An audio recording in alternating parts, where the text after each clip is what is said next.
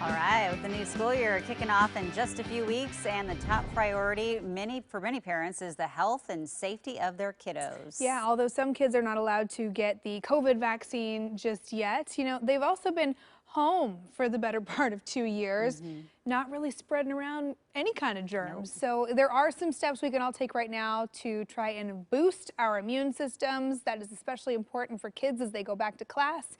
Joining us live with some tips this morning is Dr. Corey Fish, Chief Medical Officer with Brave Care. Thanks for joining us. Of course, Emily and Jenny, nice to talk to you again. Thanks for having me. You as well. So I guess first let's cover just a few of the basics. I mean, there are some simple things we can do that kind of get overlooked often, that can really make a big difference with your immune system. What is that? Yeah, it sounds like simple stuff on the surface, but just as you say, I think it's easy to overlook those things a lot of the time. When I talk to parents about healthy eating, I try to talk in terms of colors on the plate, and so that's a really nice way to try to get healthy foods in your kiddos. Of course, it helps if everyone in the house is doing it as well. We know very well that healthy eating is tied to a healthier immune system.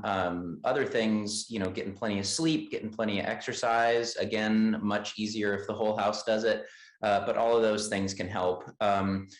Parents do ask me a lot of the time about, things like vitamin supplements or, extra things of that nature, vitamin C and that sort. And, those things tend to not cause any harm, but they also tend to not do much for you either. Okay. Okay, Can't interesting. take my daily multivitamin and then not get any sleep Right. because Which then is I will still get what sick, I'm doing which is basically what I right do now. and why I Yeah. sound like this Yeah. week. So, yeah. We do know vaccines, of course, are the best protection when it Yeah. comes to a lot of these viruses like COVID. Currently, what is the risk of kids getting the Delta variant? And have you seen that more kids are getting sick? Our numbers in Oregon definitely show that. Yeah, definitely. I mean, there are without a doubt more kids getting sick. I think it's still a little bit unclear as to whether, the Delta variant is making kids sicker than the other variants, or whether it's, just a reflection of the fact that a lot more of every people or everybody is getting sick. So a little unclear at this point, but yes, numbers are definitely going up, and it's a concern, and we want to get the vaccine, not just for parents and teachers and everyone else, hopefully, but we want to get those on board for our kiddos just as soon as we can. Hopefully, sometime in September, maybe October. Yeah, I mean, so I know that the masks have been a big point of contention. It's becoming, a real hot button issue as a lot of school districts try to navigate this school year. Why is it so important with respect to COVID-19 that we need everyone in the classroom to be wearing a mask? Yeah, there's two things I think. I was actually just talking to my sister's school district about this very issue. So there's a couple of things.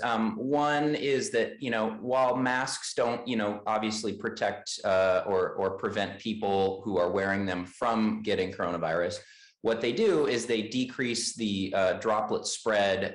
So if a person were sick and not having symptoms, and they were wearing a mask, be less likely to transmit it to others. So very helpful. And then, the other issue is they just don't cause any harm at all. It would sort of be, I sometimes wonder why there isn't as much uproar about, like socks on feet, like why no one wanted to ban socks, but Right. there you go. That's a good point. Yeah. Yeah. I'm a parent. I have an incoming high schooler and middle schooler.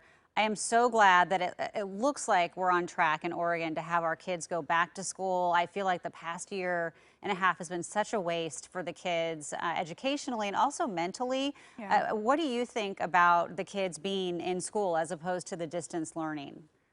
Yeah, I mean, I think it's time. We clearly have tools that can help us minimize the spread of COVID-19, and I think it's time. It's as you say, kiddos have been out for the better part of a couple of years.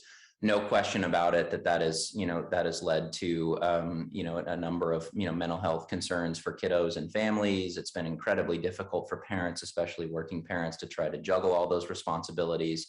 So I think it's time. I think the key issue here is just making sure that we get people vaccinated as quickly as possible, and then we wouldn't be having this conversation about Delta in schools and the number of cases that we are. Right. Yeah, I know we see the back to school cold and flu season always kind of pop up, as kids come back to class Mhm. every school year.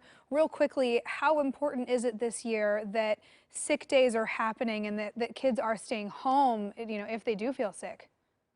Yeah, I mean it's incredibly important. It was always important, but this year especially so, just because as we've all seen, there's just absolutely no way to tell the difference between a common cold and coronavirus. So making sure that people stay home when they're feeling ill, making sure that people get their flu shot, all of very important.